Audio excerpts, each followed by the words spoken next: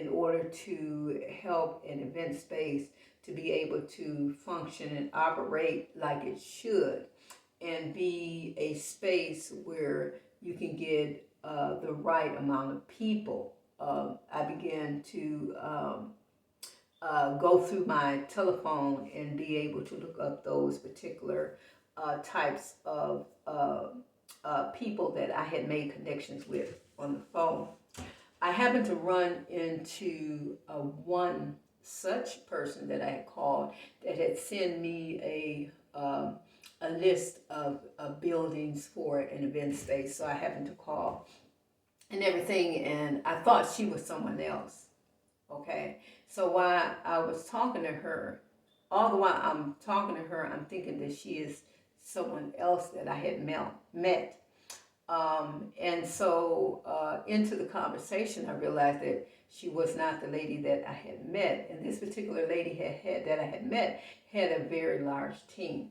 So in the process of talking to this lady, she was telling me that, well, I was asking her about a brokerage. I said I was in the business of trying to find a brokerage. Oh, she said, well, you probably can go with my brokerage or whatever like that or whatever. And she got to talking and talking and talking and talking and everything. And I was already connected with not Keller Williams, but I was already connected with Zillow because I had been already, on Zillow. I had already established a Zillow account and everything like that, but not in the area of being an agent.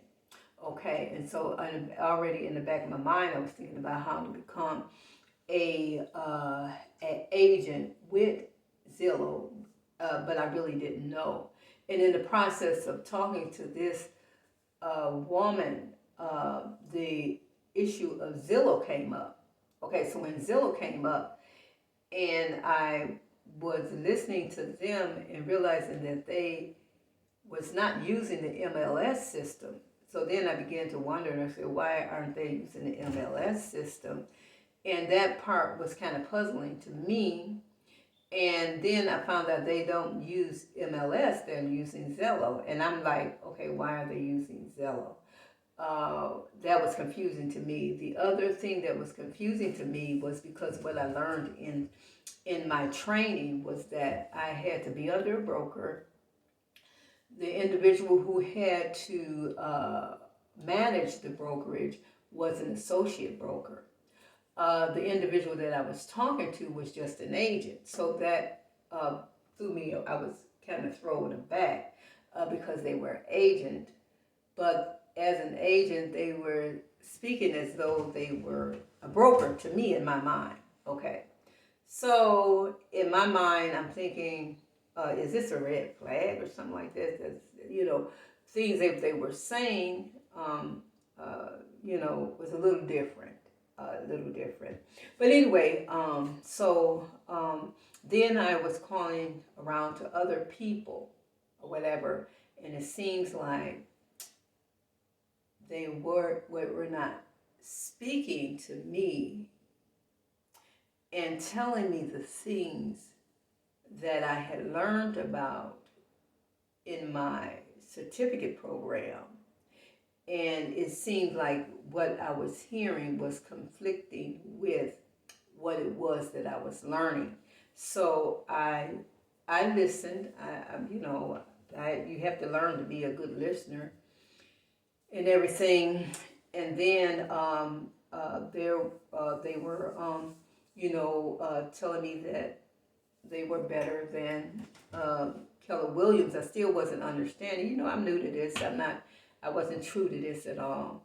And so I just couldn't get it. And I was thinking that they were brick and mortar, and I kept asking questions and questions about the commission splits and different things like that. And I kept asking them where their building was. And as I was more and more into the conversation, I realized that they really didn't have a building. And as I began to question a little bit more, I found out that they were virtual, but I still didn't really understand. So I listened to a lot of key things they said because I'm a good person about taking keywords out of a conversation or keywords out of a reading.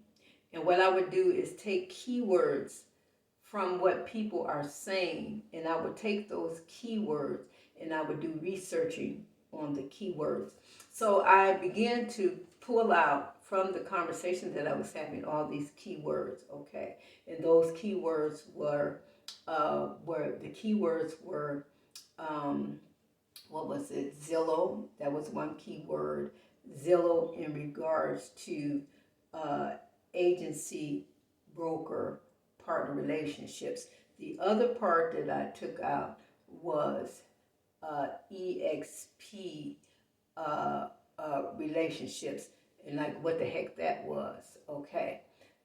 So I began to do research on uh, the names. I end up pulling up a name, and I end up pulling up the account that they had on the social media site, and I began to pull up other people's account on social media sites.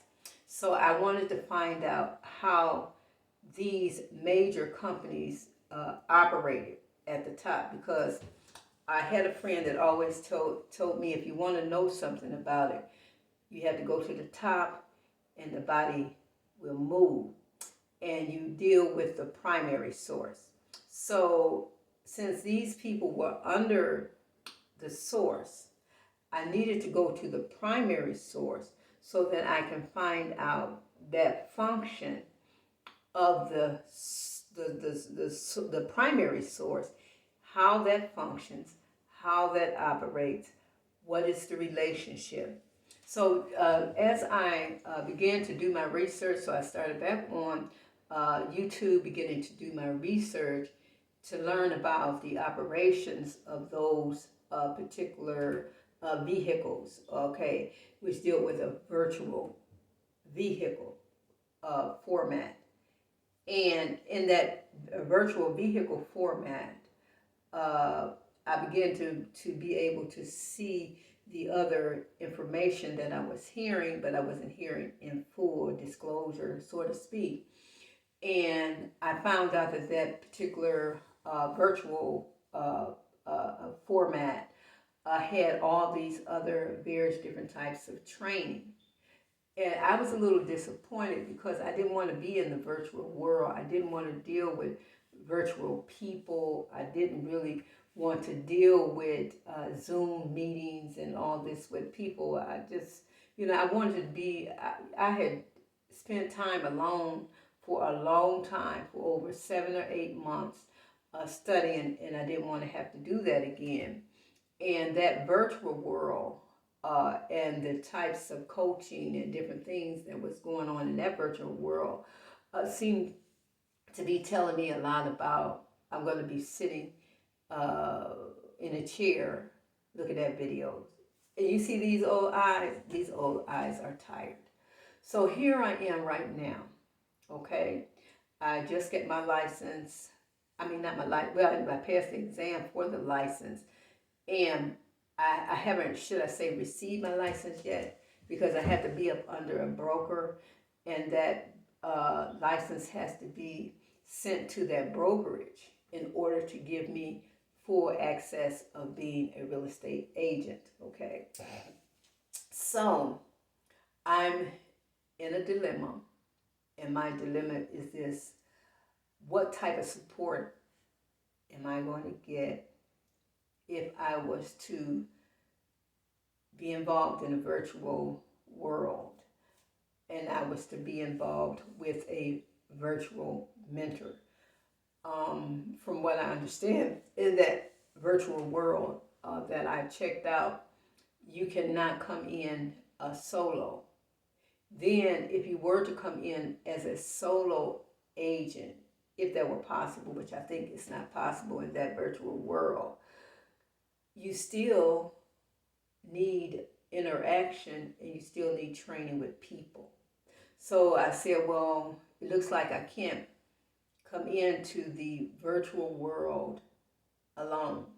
I need to be able to come into the virtual world with a mentor, come into a virtual world with a team that is very productive, with a team that is making money.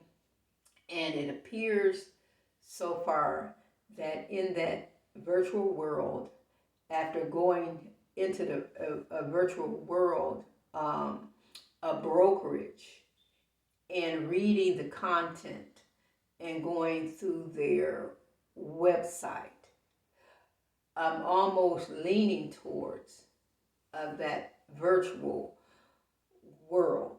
I'm leaning towards that, but I'm thinking about all the god dang, all the work and all the studying, or whatever, and all the training.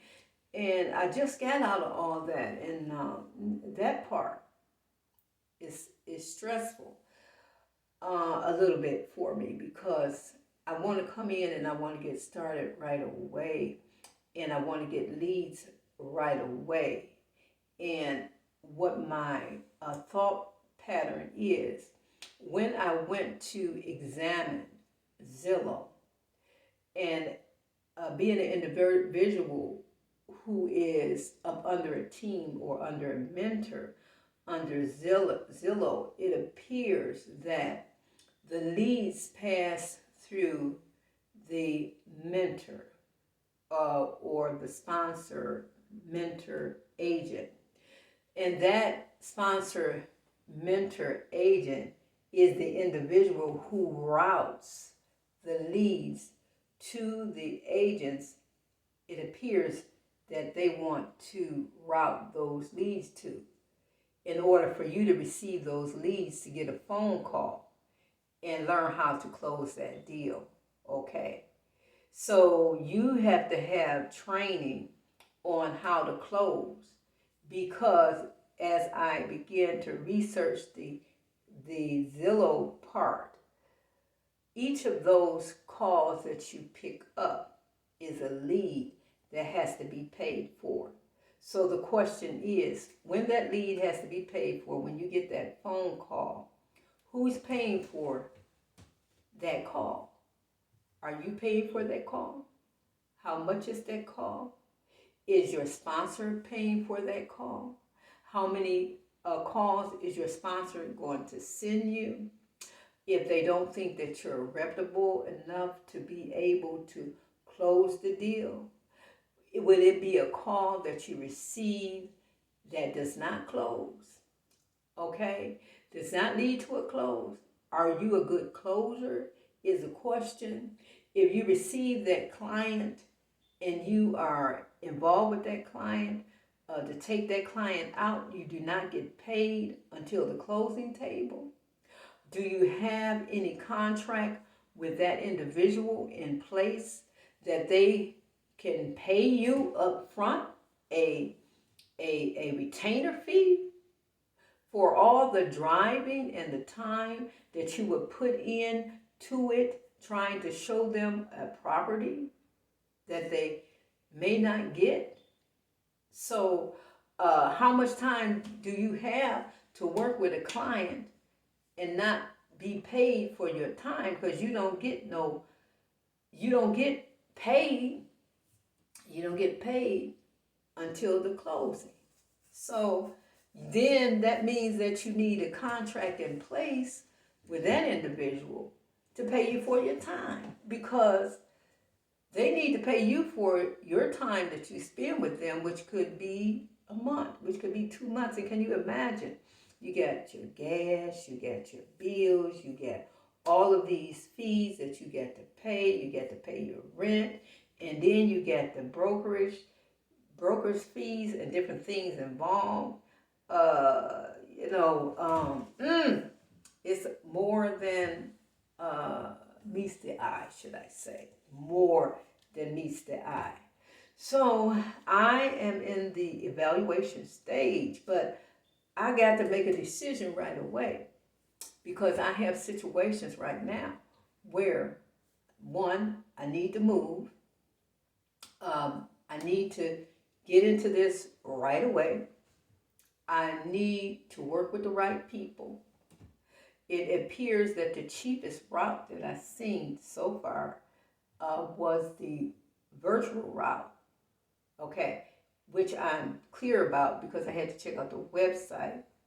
And so for the brokerage virtual office is $85. Okay. Then there is another type of fee, which is, I think it's some kind of brokerage fee that deals with a broker looking over your contracts to make sure that everything is in place, the signature is in place, the contract is in place. And that fee is either $25 or $40 that you also have to pay. Okay. Then there's I don't know if it's called onboarding fee. The onboarding fee is $140 something onboarding fee. And there is another fee which is a $25 fee. Okay. And after those fees, after the 140, okay, and I think the $40 fee and the $25 fee are fees that just kick in, if I'm not mistaken. Those are fees that just kick in if you close a deal. Okay, I think those ones are if you close a deal. Now, the virtual brokerage fee that you have to pay every month is the $85 brokerage fee for the virtual office. Now, what I found out is at the same time, that is one virtual brokerage. And I found out that there are other virtual brokerages as well out there that I haven't took the time to completely review, but they're out there. The other issue that I'm thinking about is the CRM. That's some kind of client real estate management system. Now, about that client real estate management system, that's another one that I'm concerned about because I'm not sure if that's something additional that I have to pay for or if that's something that comes with the virtual brokerage office, which is kind of cloudy to me about virtual brokerage and being able to have a relationship with a broker, whatever, that I can sit down and talk to. And then while checking out a video, I was seeing where they had many brokers within the virtual world. It appears that where you can speak to virtually. And I did hear something about certain, and I don't know if that's true exactly, that this virtual brokerage has, I guess, certain offices that you can go to either, I don't know if you're meeting virtually with brokers that can answer your questions. And so those are the things that I'm stuck on. But I don't have time to be stuck on that too long because I can't even get started until I get a brokerage, because a lot of the things that I want to research or the websites that are dealing with knowledge-based content that I need, I can't even get into them because they said that you have to be a licensed agent. Yes, I passed the exam and I have a license, but my stuff ain't locked in until I get with a broker, and my license is then sent to that broker's office or the broker's virtual world. I guess it's sent to the broker's virtual world. Or I'm not sure if my license goes to a mentor, sponsor, agent, who is not a broker. See that, you know what I'm saying? See, when I was learning all these things um, in my certificate program and reading all this other material about law, what to watch out for, what to be careful of, and what not to do, they did not tell me nothing about no dang virtual world and all this other kind of yin yang jazz. And then the other thing was, after I talked to my friend that ended up getting me in the right direction towards being able to get involved with real estate, I called her and she said, now I want to tell you, they didn't tell you nothing about real estate. What you learned in that program was basically how to stay out of jail. Now you must learn real estate. Wow. I be doggone. So here I am. After all this time, I still have not selected a broker, and I'm going into my eighth or ninth month of all of this studying and all this research, okay? And I don't have the broker right now. My exam now is about, I guess, next week. It'll be 3 weeks old. I passed the exam, and I'm not with a brokerage. According to what I learned, unless it's something new, because I'm finding out a lot of new things, you must sell 5 houses a year. 5 houses a year for 3 years in order to become a broker. Now, I do want to become a broker. So starting out the gate, I have the license. That means I was a little bit confused about that at first. But anyway, now I have the license, so I guess I have within this 2024 year to at least sell 5 houses. Okay. Then I get 5 houses the next year. Okay. So I have that. I have to do that. The other thing is I'm trying to wonder about the other part about brokerage. So the other thing is that I had to do 5 houses a year. I got to build a reputation or whatever.